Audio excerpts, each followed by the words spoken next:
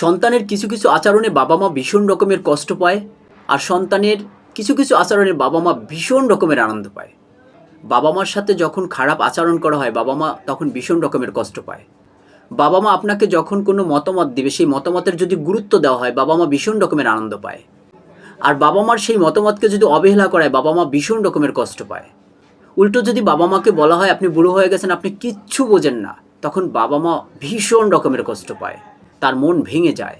বাবা মার যখন বয়স হয়ে যায় তখন বাবা মার সাথে যদি একটু খারাপ আচরণ করা হয় না, বাবা মা নিজেকে অবহেলিত মনে করে, বাবা মা নিজেদেরকে অসহায় মনে করে।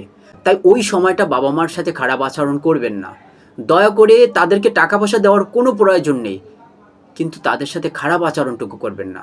বাবা মার যখন বয়স বেড়ে যায় তার সম্পর্কে আপনার সদা দৃষ্টি রাখতে হবে। তার কি প্রয়োজন, কখন কি প্রয়োজন, কোনটা প্রয়োজন, বাবা মা কখনো আপনার কাছে বলবেন আমার এটি প্রয়োজন। আপনার নিজ থেকে খুঁজে খুঁজে বের করে বাবা মার সেই চাহিদাগুলো পূরণ করার চেষ্টা করতে হবে। এতে করে বাবা মা ভীষণ রকমের আনন্দ পায়। আর বাবা মার মন যদি আপনি জয় করতে পারেন না, মক্কা মদিনা যাওয়ার কোনো প্রয়োজন নেই।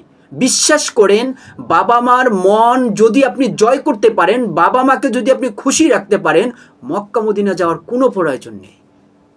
এত টাকা পয়সা খরচ করে মক্কা মদিনা যাওয়ার যদি আপনার সামর্থ্য না থাকে, তাহলে আপনি বাবা মাকে শ্রদ্ধা করেন, ভালোবাসেন, সম্মান করেন, তার মন জয় করার চেষ্টা করেন, দেখবেন আল্লাহ রাজি খুশি হয়ে যাবে।